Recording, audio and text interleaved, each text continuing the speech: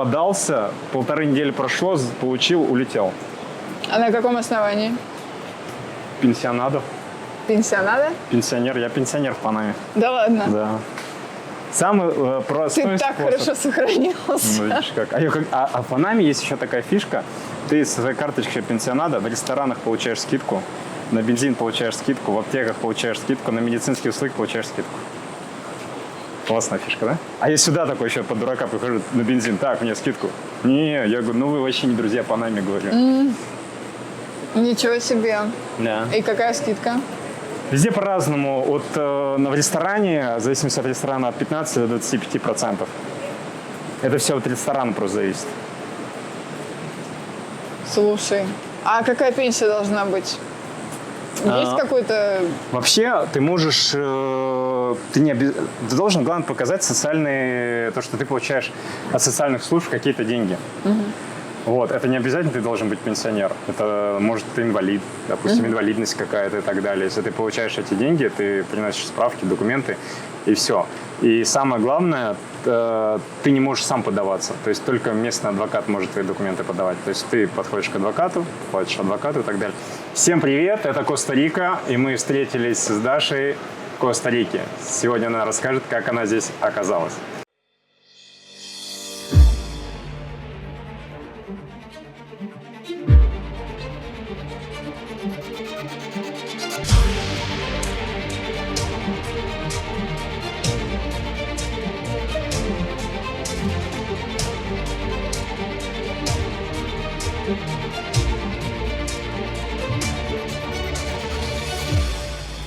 Даш, привет.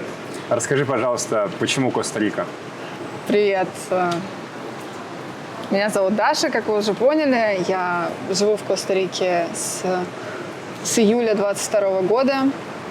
Я в 22 году задумалась о срочной иммиграции, и мы крутили-вертели этот шарик, искали место, куда бы податься, и хотелось какую-то солнечную, жаркую страну, хотелось жить около океана, хотелось постоянно круглый год фрукты, солнце и так далее. Вот. И еще хотелось в перспективе иметь возможность сделать паспорт, потому что красная книжечка какая-то стала токсичная, там еще вот в 22 году, и до сих пор как бы ощущение от нее не очень. Вот. И с тех пор мы живем в Коста-Рике, мы нашли видео на Ютубе про Коста-Рику, посмотрели буквально за 5 минут, приняли решение о том, что надо попробовать туда приехать, в общем, пожить. Была возможность оформить карточку беженства, соискатель на беженство. Вот. И мы воспользовались этой возможностью, прилетели, буквально за 1 день сделали это дело. Тогда еще была возможность это сделать без подготовки, тщательной подготовки кейса. Там тогда еще как-то это все происходило в авральном порядке, то есть там был огромнейший наплыв венесуэльцев, огромнейший наплыв никарагуанцев и вот русских. Там в этом году приехало там 250 русских, грубо говоря. Там мы смотрели, сколько за год приехало и запросило убежище, вот 250 русских. А там остальных там тысячи, просто тысячи. Вот. И все с легальным документом. У нас получилось открыть банковский счет. У нас получилось пользоваться услугами, в общем, всеми услугами, кроме как ходить на выборы и что-то там еще, ну и, в общем, иметь паспорт, да. А с кем вы приехали? Я приехала со своим мужем, точнее, не так, мы встречались, здесь расписались ради документов. Вот. Судьба Коста-Рика. Да, судьба Коста-Рика. Но хочу сразу сказать, что мы еще когда готовились переезжать, мы тщательно изучали информацию, вот, ее было недостаточно, но мы уже тогда поняли, что Коста-Рика очень дорогая, вот, но на практике это все равно не, поняли, подсчитывая, сколько мы за месяц тратим, потому что вот там тут купили, там купили, вот, и выходит, что сейчас, уже проживая 2 года в стране, уже зная, где что купить, на еду выходит где-то на двоих $600. Это минимум. То есть Это чистая еда. чисто еда, без ресторанов. То есть и не сказать, что мы часто ходим по ресторанам, в основном я готовлю дома. Вот. И то есть 10 бананов – это $10 в магазине. Вот. И как бы тут дорого. Особенно, если переводишь это в рубли. Про рубли. А ты откуда сама? Я из России, Город? из Москвы. То есть, в принципе, московские расценки, они все-таки дешевле. Когда я уезжала из России, были одни ценники. Сейчас мне родители говорят, что ценники совершенно другие, и что сейчас все подорожало в 3 раза. Условно, я периодически с кем-то списываюсь и спрашиваю, какие цены. И как-то выходит, что Коста-Рика чуть-чуть дороже. Не знаю, у меня все равно ощущение, что Коста-Рика сильно дороже, потому что я вот помню те цены, и как бы вот, в магазине $100 оставить, и это, между прочим, $100 в те времена были 60 рублей, по-моему, да? Но это Извините, было, доллар да, был по 60 рублей, давно. а сейчас доллар по 100, по Он 93. скачет 90, 92, 93. Сейчас вообще от Мосбиржи отключили, теперь доллар могут рисовать цену сами. Да. Выше, ниже, как удобнее. Вот, поэтому все стало так зыбко, и, в общем, невозможно сравнить, вот, чтобы прям вот точно понять. Но вроде как и мясо здесь дороже, и овощи, и фрукты, вот бананы те же. Кукуруза стоит $2 початок. Фрукты как-то отличаются по вкусу? Ну, просто те фрукты, которые в России нормальные, здесь они экзотика. И, то есть, яблоки, когда ты их покупаешь за 100 рублей килограмм, и яблоки, когда ты их покупаешь за 100 рублей одну штучку, они имеют разный вкус, как бы, как ни крути, потому что яблоко, которое тебе стоило так дорого, оно должно быть вкуснее, вот, и ценится как-то больше, и не знаю, то есть, понимаешь, я раньше не любила яблоки так, как люблю, например, сейчас. Значит, ты любишь дорогие яблоки. Дешевые ты не любила, видишь, ты их здесь полюбила. Просто была возможность как бы их есть и не задумываться об этом, да. Сейчас я как бы думаю, хочу я яблоко так сильно, чтобы прям его сегодня купить, но не настолько, что я прям думаю, могу ли я себе позволить яблоко, но просто я не хочу его покупать лишний раз, да, и когда я его покупаю, я прям понимаю, что я вот сейчас его съем. Видишь, как ценность к яблоку выросла? Да, да. Вот. Ну, не только яблоки, например, гречка. Я в России как бы часто ела гречку, и мне она даже надоела. Вот. И здесь гречка стоит очень дорого. Ну, не знаю, на рублях, наверное, рублей 700 за полкило. Килограмм? Ну, что-то в этом роде, небольшая пачка. Вот. И, ну, это как бы очень дорого, да, и ты уже начинаешь присматриваться к ней, может быть, купить. То есть ты любишь дорогие русские продукты? Не то, чтобы я люблю, ты просто понимаешь, это какая-то психология, ты просто понимаешь, начинаешь на них смотреть по-другому. Ну, потому что когда у тебя вокруг все валяется, тебе не интересно, когда большими объемами, а когда их редкость и отсутствие большого количества, такая, а вдруг завтра не будет? Да. Ну, вот не знаю, но я как бы не настолько, что я прям буду балдеть от гречки, но я просто понимаю, что, может быть, посадить надо гречку. Тут продается гречка зеленая в супермеркадо, автомеркадо, да. Вот, и мне говорят, что ее можно посадить, и она прорастет. Можно попробовать. Может быть, буду делать бизнес. Но на по гречке. поводу Коста-Рики я хочу тебя поддержать, потому что Коста-Рика действительно дорогая, даже сравнивая с Панамой. Так как там даже доллар, и я вот из Панамы приехал сюда, смотрю, сколько стоят отели, сколько стоят продукты, фрукты, рестораны. Дорого. Слушай, ну я рада, что мои ощущения, они не основаны просто на ощущениях, что есть какая-то реальность, да, под этим, да. Хотя соседи, вот рядом Панама, Коста-Рика. Расстояние тут буквально недалеко. Да. Хорошо, вопрос. Ты сталкивалась здесь вообще с медициной? Какая здесь медицина? Ну, не настолько я сталкивалась, чтобы прямо у меня было какое-то мнение, которое можно декларировать. Там, например, я ходила к зубному, и меня все устроило, но Это просто один случай. Но вот, например, я задумывалась о том, что мы хотели провести чекап организма. И столько страхов, потому что, честно говоря, к русским врачам в России ты идешь и думаешь, блин, насколько он профессионал. А тут ты прям вот не знаешь. Ну, мы вот живем в деревне, и здесь, наверное, какие-то свои деревенские специалисты, да, и, соответственно, просто ехать ради этого надо будет в Сан-Хосе, например. Вот. А там как бы тоже есть какие-то крутые клиники, тут очень развит медицинский туризм, говорят, из Америки приезжают, чтобы там сделать себе зубы, там сделать какие-то операции. Не знаю, для меня я там смотрела, а сколько стоит ЭКГ. ЭКГ – это сердце. Да, кардиография. Да, какие-то жуткие суммы просто. И я спрашивала, это со скидкой уже? Да. И сколько тебе озвучили? Я не помню. Я не помню, сколько мне озвучили, но просто это было дорого. Просто не то, что я готова была потратить. От 1000 до 3000 рублей. Ну да, в России возможно. Нет. Сделать. Тут было что-то около $1000. Это уже со скидкой. Это, наверное, там этот специальный монитор, ты ложишься в суперкресло. Да, массаж тебе делают еще. Вы за границей, вдали от дома и нуждаетесь в медицинской помощи? Доверьтесь компании «Росмедицина», вашему надежному партнеру в области здравоохранения. Мы специализируемся на предоставлении экстренной медицинской помощи и лечения за рубежом для русскоязычных граждан. Наши главные приоритеты – здоровье и благополучие наших пациентов. Мы сотрудничаем с лучшими международными госпиталями и службами экстренной помощи, известными своим высоким уровнем медицинской экспертизы и современным оборудованием.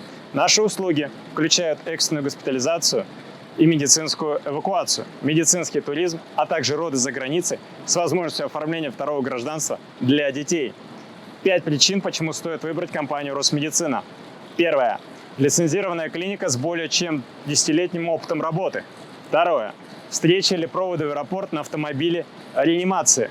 Третье. Сопровождение психологом, владеющим 3 языками. Английский, русский, испанский. Четвертое. Опытные травматологи-хирурги с опытом реконструктивных операций. Пятое. Возможность получения финансовых бонусов, компенсация расходов и скидки на авиаперелеты. Если вы нуждаетесь в медицинской помощи за границей, доверьтесь компании «Росмедицина». Медицинские специалисты сделают все, чтобы обеспечить вам максимальное спокойствие и уверенность в лечении.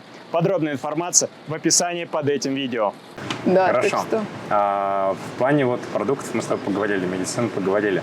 А вот с документами, когда вот вы пришли беженцами, сколько долго пришлось ждать подтверждения, ожидания? Тогда это происходило все вот прямо вот за 5 минут, вот прямо в порядке живой очереди, очень быстро. Пришли, сразу написали анкету, сфотографировали, выдали карточку. До свидания. Все, у вас есть письмо о том, что вы через 10 лет вам назначен суд. Через 10 лет. Через 10 лет срок. Да, но актуальная информация, что сейчас вроде как начали дату этого суда переносить на более ближние даты, что сейчас вот первые люди, кто в 22-м запросился, они уже начали получать СИТу на более ближнюю дату. Но пока мы не знаем никакой информации насчет этого. Но это я просто вот только что буквально в чате прочитала. Вот. И с этим документом, который нам там выдали за 15 минут, можно открыть банковский счет. Можно куда угодно пройти, показать вот мой документ. То есть в Коста-Рике это считается мой ID. Вот. И это очень круто за 15 минут его получить. Но сейчас очень сильно усложнилась эта процедура, потому что они спохватились, что у них миграционный коллапс. Они спохватились, что вообще-то они не контролировали это никак. Вот. И сейчас они очень тщательно рассматривают кейсы при первичном посещении. А сейчас они внимательно читают анкеты, да, рассматривают эти кейсы, вот, и назначают следующую СИТу на более ближнее время. Сейчас в Коста-Рике чем занимаешься? Работаешь? Я работаю в отеле рядом с домом. Мне очень повезло, что им нужен был работник на ресепшн, а я как раз искала работу. И У меня еще был испанский, который я выучила в приложении Duolingo. Вот. И я весьма скромно общалась на испанском, они все равно сказали, что готовы меня взять. Вот. И мне очень повезло в этом плане. Ну, не сказать, что прям это работа мечты там, в плане зарплаты. Эта зарплата позволяет оплачивать счета только на еду. Вот. У нас просто есть еще другой доход у мужа. Вот. И поэтому как-то это помогает просто. Какая зарплата администратора здесь? $600. В месяц. Это с графиком 20 дней в месяц или нет? Это один выходной в неделю и смена 8 часов в день. То есть, когда моя напарница отдыхает, я работаю двойную смену. То есть с 7 утра до 8 вечера. Или до 9:30, если это высокий сезон. Русскоговорящих к тебе много приезжает в отель? В отеле очень мало. Это, ты, наверное, четвертый человек, четвертая персона, вот, кто русскоговорящий. Который здесь оказался. Да, который здесь оказался. Насколько здесь развито вообще русскоговорящее комьюнити? Есть ли какие-то праздники, где встречаются, обсуждают что-то? Вообще да, но я вне этого, потому что я живу в деревне, у меня тут своя рутина. Я из деревни. Да. Ну, я, между прочим, очень рада оказаться в деревне. Для меня вот деревня – это просто апогей всего, чего я только хотела. Я это поняла, уехав из Москвы, из супергорода, который я, кстати, считаю, что он действительно крутой, возможно, крутейший, но оказавшись здесь, среди природы, вот без этого тайминга жуткого, без этого стресса, без метро, это просто классно. Когда... В России тебе раньше в деревню не хотелось ехать? Ну, как-то, знаешь, в России деревня как бы есть вот 3 месяца в году, когда там действительно хорошо. И вот можно приехать там зимой, например, это смотря в каком состоянии там дом, можно ли там оставаться, да, типа не холодно ли, вот. А здесь на природе, конечно, классно. У меня появились свои растения, там огородик, все дела, там я кайфую. И еще очень много всяких животных. Ну, в общем, я не испытываю какого-то дискомфорта от того, что у меня нету рядом шоппинг-молла. Хотелось бы, но как бы мне нормально и так, потому Ты что... смирилась. Да, я смирилась. Есть ли вещи, по которым ты скучаешь? Родители. Родители? Да. Мы в 12 тысячах километров. Так вышло, что, да, мы очень далеко, но я очень надеюсь, что мы сможем встретиться где-нибудь в Турции или в Грузии. Было бы идеально слетать туда, типа на каникулы. Ну, ты еще вот здесь, в Коста-Рике, ведешь свой канал, да?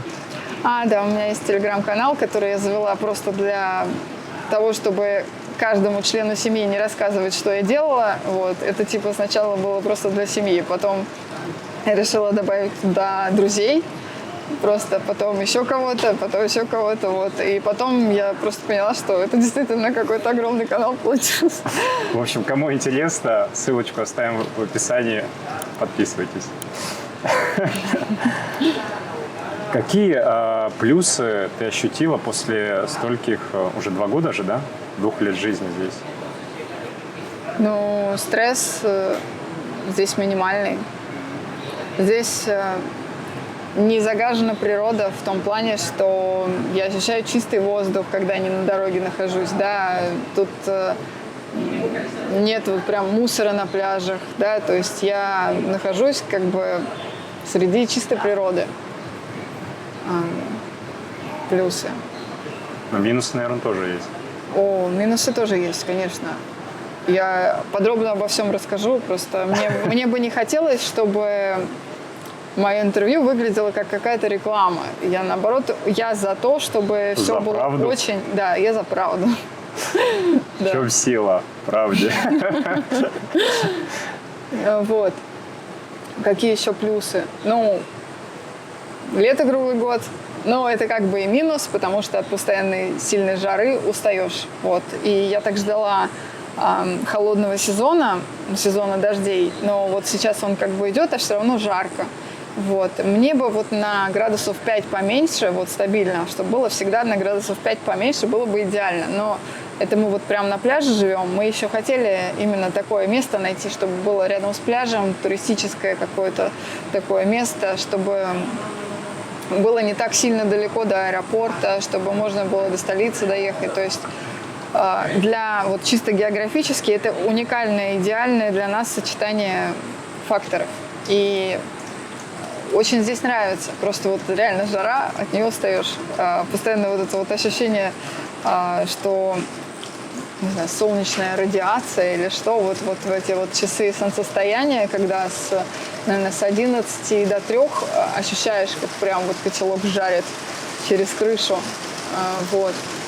И в это время совершенно тяжело работать, концентрироваться и так далее. Просто для какого-то чила это идеально, наверное, да? Но вот чтобы работать, вот. Ну, мы сейчас находимся в какой локации, как она называется? Это Esterios Este, это рядом с Хако. По-испански это называется Хако. По-английски его пытаются читать как Жако. Вот, но это Хако. Это туристическая зона, считается? Да, это туристическая зона, Тихоокеанское побережье, центральная часть Тихоокеанского побережья. Мы находимся на пути в знаменитый парк Мануэля Антонио, поэтому как бы можно доехать и до Паоноса тоже по этой же дороге, которая идет вдоль побережья. Можно доехать до Панамы тоже по этой же дороге. Вот. И отсюда ближе всего, наверное, с этого пляжа ближе всего до аэропорта. Расскажи, пожалуйста, про минусы Коста-Рики. Ну, минусы, кроме дорого, кроме жары. Ну, с жарой можно еще что-то придумать, потому что реально очень много климатических зон. Можно переехать в горы, там вообще холодно. Можно переехать чуть повыше, там на центральное плато, там прекрасно, тоже прекрасная погода. 25, наверное, это максимальная жара. Вот.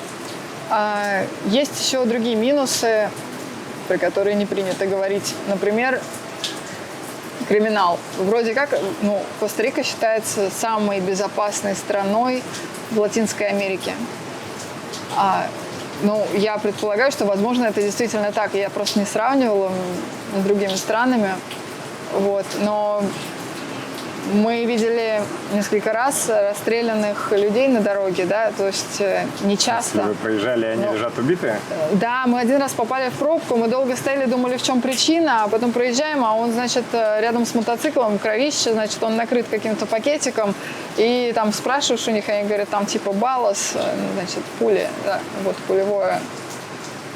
Вот, расстреляли просто, ну, вроде как это наркоторговцы или там вот это вот наркодвижение, они своих же и убивают. Вот. Зачем, почему, не знаю, но как бы вроде как только своих и больше никого лишнего не задевают. Как часто это вам попадалось на глаза? Ну вроде как там раз-два трупа, потом через месяц там еще кого-то там, ну, не сказать, что какое-то прям расписание, но периодически подзабываешь, а потом снова. Но не сказать, что очень часто, но это периодически происходит, и ты не можешь прям надолго про это забыть, потому что вот, и недавно убили серфера.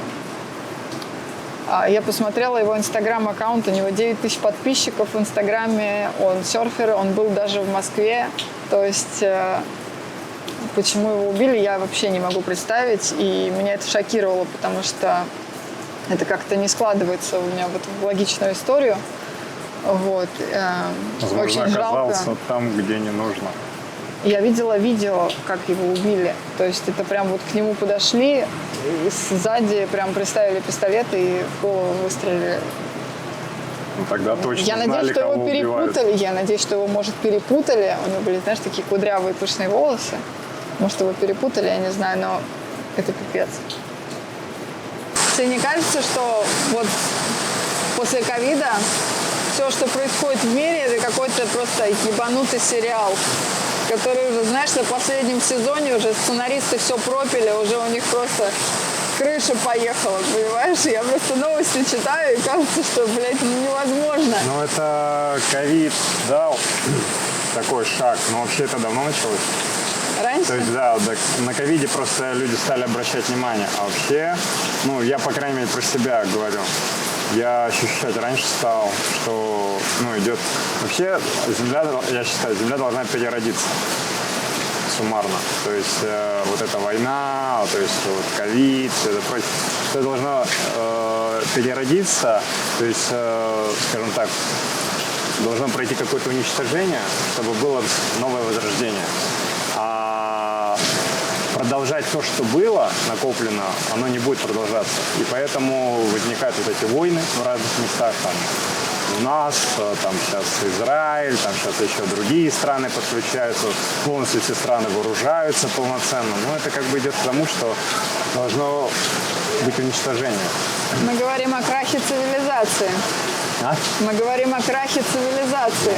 Ну да. И тот, кто там выживет, потом уже будет это все с нуля строить. Короче, надо копать бункер. Ну, некоторые же уже давно копают, там сидят, постоянно пополняют, скажем так, что вот-вот оно придет и так далее. Ну, а это реально. Когда на все это так смотришь, и где бы ты ни находился, в какой либо ты стране ни находился, тут проблема, тут война.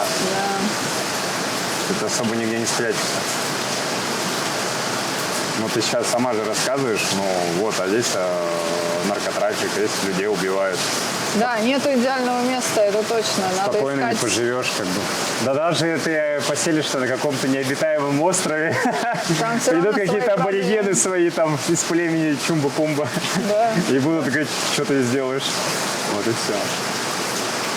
Да. Ну, допустим, мы тоже описывали, в Ютубе даже есть, две девушки, иностранки из Амстердама, кажется, там лет 8-10 назад, они потерялись в Панаме. Мы смотрели это недавно. Мы с этого момента подсели на вот эти все криминальные расследования в Ютубе. Короче, мы теперь просто через свободные минуты мы включаем. Вот. И кто-то говорит, что якобы они попали в какое-то племя, якобы их съели, а-ля. Но когда я начал спрашивать у местных, в действительности ли это такое, ну, мне сказали, в действительности там живет. Расследовал это. Ну, я спрашивал, интересовался. Мне сказали, в действительности там живет племя, там два племени разных, но они, говорят, не будут их там забирать, съедать там и так далее. Это, говорят, не. Большинство есть вероятность, что они шли в сторону вулкана, Бару, а там вот реально вот такая дорога, я сам подымался, а не пешком, а на машине, там вот такие дороги косые, а и если ты пойдешь, там реально можешь либо сам упасть, короче, и даже просто ты падаешь, головой ударяешься на все, там тебя искать никто не будет просто физически. Ну, выходит так, что они действительно упали и потом просто пытались выжить. Ну да, а когда ты уже не можешь ни встать, ни этот, ну, то есть тебя там никто не слышит, никто не видит, ну все, как говорится, вопрос времени просто остается. Потому что там нашли же какие-то вещи, тут вещь, там вещь какая-то по мелочи. И все. Да. Жуткая история, честно говоря. Мы смотрели, просто открыв рты, потому что ну, не только вот сама история, а еще как это расследовалось, да, какая безответственная, просто и бессмысленная помощь там полиции, да, ну вот просто вот это вот все вкупе, и я понимаю, что вот это вот и есть вот этот менталитет, да, то есть ты вот захочешь пойти к врачу, а вот ты столкнешься вот с этим, понимаешь, ну вот, и, ну, я знаю истории, там, когда не долечили, там, выпустили, потом человек умер, например, да, здесь такое может быть легко. Они просто, ну, такие невнимательные, ну, неответственные. Вот.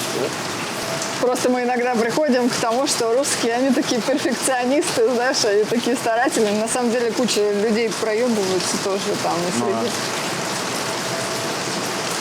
Некоторые так познают Куравиду, что тоже становятся похлеще, чем они. Что значит? Куравида? Ну, это вот отношение к жизни. Ништяк. На расслабоне? Вроде, да. Но она только, эта фраза в Коста-Рике. Да, это какой-то тоже, не знаю, блогер. Я не помню, откуда это пошло, но откуда-то давно кто-то вот это вот изречение привнес, типа оно здесь в ходу. И они сами его начали использовать. То есть сначала он как-то так это сказал, вот, и у них типа бренд Куравида. Но я заметил, что надписи даже есть там вот пишут. Да. Да. Ну, там многие говорят, это чистая жизнь, это типа не мешай жить другому, живи, не мешай жить другим, там что-нибудь еще. Ну, как хочешь, можно это интерпретировать, но, по-моему, это просто типа ништяк. Вот. Ну, примерно с этим посылом. Итак, еще одна проблема из криминальной темы – это воровство. Ну, то есть мы это неоднократно слышали, что в многие дома залезают. Если ты уезжаешь куда-то, если оставляешь дом надолго, то надо, чтобы он был весь в решетках, чтобы у тебя была видеокамера. И то это все может тебя не спасти. Это даже на пляже так делают? На пляже в первую очередь, потому что на пляже дорогие дома. На пляже, ну там, например, кто-то себе там виллу огромную купил, уехал, и там остались телевизоры, холодильники, выносят даже полотенца. Это местные? Ну, кто-то, ну да, я думаю, что местные. Ну, может, когда-то приезжие какие-то приезжают из соседних провинций. Я не знаю, кто это. Если бы мы знали, кто это, но мы не знаем, кто это. Окей. Вот. И Да. еще моменты насчет воровства. Например, если украли что-то у тебя на сумму до $500, то это даже не преследуется по закону. И поэтому многие случаи краж не рассматриваются даже. То есть ничего не сделаешь. Хорошо. Это очень печально, очень неприятно. Вообще, полицейские, да, они, ну, как в случае с убийствами по делам наркотрафика, как в случае с воровством, не замечают, что они как-то там прямо стараются, работают. Вот. Ну, полиция, ты вообще сталкивалась с полицией?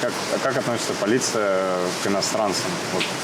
Ну, вот такого ощущения, когда ты в России рядом с полицией проходишь, у тебя нету. Потому что ты знаешь, что им на тебя пофигу. Не то чтобы пофигу, они еще там типа «Здравствуйте, добрый вечер», там «До свидания». В общем, такие вежливые, приветливые, очень доброжелательные. Можно у них там все что угодно спросить, они тебе помогут, подскажут. То есть такого прям леденящего душу страха нет. Хорошо. Какие бы ты дала рекомендации людям, которые хотят в Коста-Рику? Стоит им вообще сюда ехать или нет? Ну, сюда стоит ехать, если есть хороший удаленный доход. Сюда стоит ехать, если не нужна цивилизация. Ну, вот прям вот хочешь дауншифтинг такой, да, вот. Тогда сюда стоит ехать. Сюда стоит ехать, если нету маленьких детей, которым нужно хорошее образование. Ну, то есть, если нет такой вот ролевой игры, там, значит, что тебе надо найти сейчас сад, потом школу, потом университет. Тут это все есть, но оно на центральном плато. И как бы мы хотели жить на пляже. Вот. Я поэтому рассказываю все с точки зрения пляжа. Мы записываем дождь, так что остались вопросы, пишите в комментариях.